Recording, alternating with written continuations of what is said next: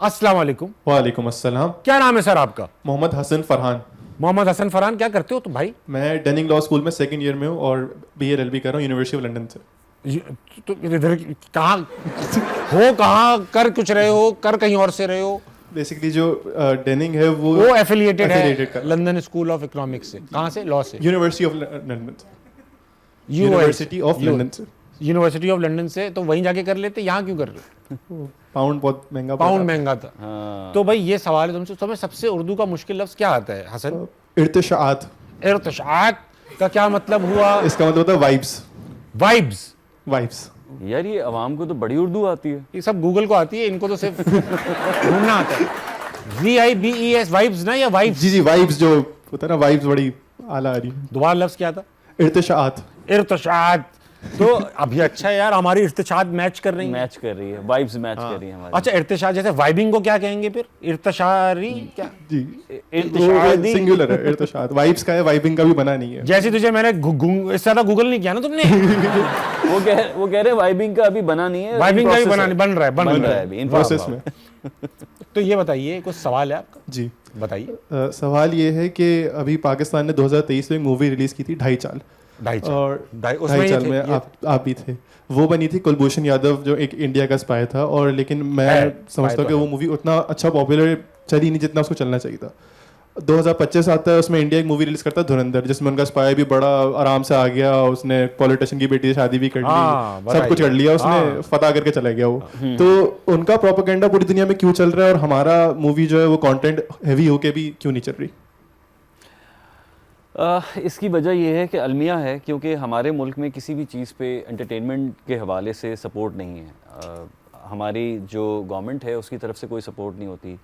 फिर हमारे जो फिल्म मेकर्स हैं वो बेचारे इतनी मुश्किल हालात में होते हैं कि अपना सारा पैसा लगाने के बावजूद भी उनको जब रिस्पॉन्स नहीं आता तो वो टूट जाते हैं। ये तो बात की बात है, लेकिन फ़िल्म बनाने के लिए जो एक एफ़र्ट लगती है, ख़ास तौर पे इस तरह के टॉपिक के ऊपर, उसकी रिसर्च होती है, उसकी परमिशंस होती हैं, आपको ऐसी ऐसी जगहों पे जाके शूट करना पड़ता है बेशक, जहाँ पे आपकी जान को ख़तरा होता है। और हमने तो उन जगहों पे जाके शूट की है एक्चुअली।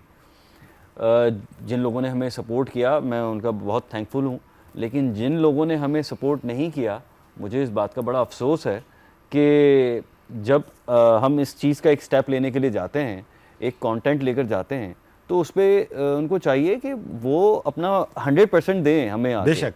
चाहे वो मोरल सपोर्ट हो, चाहे वो फाइनेंशियल सपोर्ट हो, चाहे वो फिज़िकल सपोर्ट हो, सेफ्टी के हवाले से हो, लेकिन हमारी फ़िल्म को कुछ भी नहीं था इस तरह का सपोर्ट। फिर जब फिल्म रिलीज़ हुई, रिलीज़ होने पे सपोर्ट तो खैर दूर की बात है, फिर रिलीज़ होने पे बहुत सारा प्रोपेगेंडा हुआ, सिनेमाज़ में फ़िल्म लगी, लोगों को जाने नहीं दिया, बहुत सारी चीज़ें हुई जो कि मीडिया पे ऑब्वियसली नहीं आई। फिर हमारे जो प्रोड्यूसर थे डॉक्टर इरफान अशरफ, वो बेसिकली एक्सपीरियंस नहीं थे, उनका पैशन बहुत था वो फ़िल्म बनाने का, लेकिन उन्हें मार्केटिंग एक्सपीरियंस नहीं था कि फ़िल्म को मार्केट कैसे किया जाए। और जब तक फ़िल्म बनी तो इतना पैसा वो लगा चुके थे कि उनके पास मज़ीद पैसा भी नहीं था मार्केटिंग करने के लिए। तो समहाउ उसके साथ, उस फिल्म के साथ ठीक ये है, ज़्यादती मगर है। आपको उस पर काम करके और उसको देख के अच्छा लगा कि अच्छी it film. Was a best experience Good. To do that film. आपको सेटिस्फेक्शन है बस, काफी है। वो हाँ। काम कर जाती तो अच्छा था। हो अच्छा सकता है था। वो कुछ फिल्में बाद में जाके भी काम करती हैं। एग्जैक्टली। अच्छा सर, अगला कौन है भाई? अस्सलाम वालेकुम। वालेकुम अस्सलाम। आपका क्या नाम है भाई साहब? मुस्तफ़ा। मुस्तफ़ा, क्या करते हो तुम? मैं BBA भी करता हूँ और अपना खुद का बिजनेस ही मैनेज कर रहा हूँ। अच्छा, पढ़ते पढ़ते कर रहे हो? जो पढ़ा उसी दिन कर लिया जाके। जी जी। तो ये बताओ कि भाई तुम उर्दू का सबसे मुश्किल लफ्ज़ क्या जानते हो? उर्दू का सबसे मुश्किल लफ्ज़ मेरी नज़र में इश्क है, क्योंकि वैसे तो ये सिर्फ 3 लफ्ज़ हैं इसके अंदर, मगर इसका जो पीछे का मीनिंग है वो बहुत डीप है। कितना डीप है भाई साहब? और पीछे का आपने लफ्ज़ ग्रैंड कैनियन तो देखा होगा। इतना डीप तो है? नहीं, उससे थोड़ा कम डीप है, मगर है। उससे कम डीप। चलो, तो तुमने ये गहराई नापी कैसे? ये मैंने बताओ। बस बोइंग चढ़ा दिया था अंदर। देख लिया फिर। कहाँ क्या है? क्या बोइंग। दोबारा पूछ लूंगा मैं इससे। तो तुम आपने भी ये सब कार्रवाई की है, मतलब इश्क विश्क की? करी है तभी यहाँ तक पहुँचो तभी। जी। तो ये बताओ भाई साहब के सवाल लाओ कोई? सवाल भी लाया हूँ, उससे पहले मगर एक शेर अर्ज करना चाहूँगा मैं। आता हो भाई साहब। गुजरता हूँ तेरी गलियों से मैं आज भी, वाह क्या ये इत्तेफाक है? वाह। सदियों से तरसता हूँ मैं तेरे लिए आज भी, क्या ये ला इलाज है, वाह मुकर्रर तो है हम दोनों की मौत एक दिन, कौन किसके हाथ में, ये मेरा सवाल है। वाह, कौन किसके हाथ में है, ये मेरा सवाल। आपका अपना शेर है भाई साहब? जी जी, मेरा खुद का शेर है। अल्लाह आपको इसका सवाब दे, अगर बनता है तो। ये बताइए कि सवाल भी है। सवाल मेरा है, थोड़ा सा डीप सवाल है ये। हर चीज़ डीप है, वेरी डीप। ये कुएं में रहता है, कुएं में रहता है भाई। दो दो। सवाल मेरा खुशनसीबी पे है वाह, कि खुशनसीब वो है जो जिसको प्यार मिला, या फिर खुशनसीब वो है जिसको प्यार नहीं मिला। दोनों से है सवाल। बहुत गहरा सवाल है भाई। बहुत गहरा सवाल कर लिया। आप जवाब दीजिए, आप हीरो है। मेरे ख्याल में तो खुशनसीब वो है जिसे प्यार मिला और फिर मिल ही गया, वाह, ठीक है, वो खुशनसीबी है। नहीं मिला खुशनसीबी हो ही नहीं सकती ना, कैसे हो सकती है खुशनसीबी? एक्सप्लेन कर दीजिए। आप सवाल दर सवाल मत कीजिए। मैंने वो तो इसकी तैयारी करके नहीं आए। इस सवाल का जवाब मेरे नज़र में एक है कि जिसने पाया उसने पाकर मट्टी पलीत कर दिया, वाह। और जिसने नहीं पाया उसने उसी मट्टी में उसका राख हो गया। जब तुम्हें जवाब पता था तो तुम यहाँ क्या कर रहे हो? तुम्हारी आप अगर इफ यू डोंट माइंड, तुम्हारी एज क्या है भाई? 18। 18 साल में तुम इतनी गहराइयों में चले गए हो।